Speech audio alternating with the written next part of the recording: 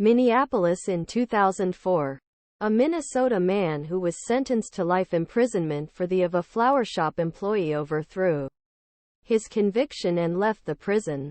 On Monday, a judge signed an order to overthrow the conviction for the of Marvin Haynes. 55-year-old Randy Sherr, WCCO Now. 36-year-old Haynes was sentenced to life imprisonment at the age of 17 for Sherr's.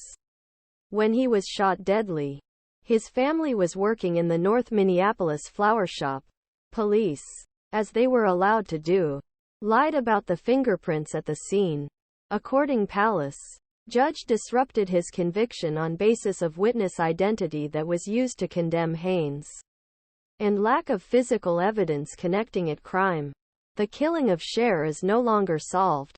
The lawyers of the Great Northern Innocence Project seized the case after Haynes' sister Marvina fought for years to clear it. The Great North Innocence Project. Jonas. My family and my friends, and everyone who supported me during this long journey, Haynes said in a statement. Jonas is the former legal director of the Great North Innocence Project. Hennepin district lawyer Mary Moriarty presented an unprecedented apology almost 20 years ago, when the state prosecuted Marvin Haynes. A terrible injustice occurred, Moriarty said in a statement. Mr. With the help of the Great North Innocence Project, Haynes made a lobbying successfully to defend his innocence before a Hennepin district judge. The senator respects the judicial process. He has worked closely with the Project of Innocence Reforms Project and has long been supporting his work and will continue to do so. Amy Klobuchar, spokesperson.Said. Haynes says that people are pleased to believe what they have said for 19 years. The first thing he planned to do after leaving was to visit his mother, who hadn't seen it in 3 years, and said that he had recently had paralysis. I am grateful to be here so that people can recognize my innocence.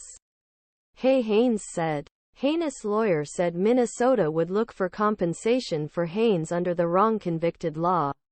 Mike Furnstahl, a retired district lawyer who prosecuted the case, said that he called WCCO as Dehorrent with release.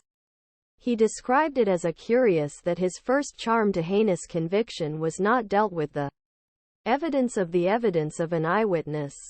Furnstahl also said he was more than just an eyewit identity in conviction and that more than one person admitted Haynes committed the crime during the hearing.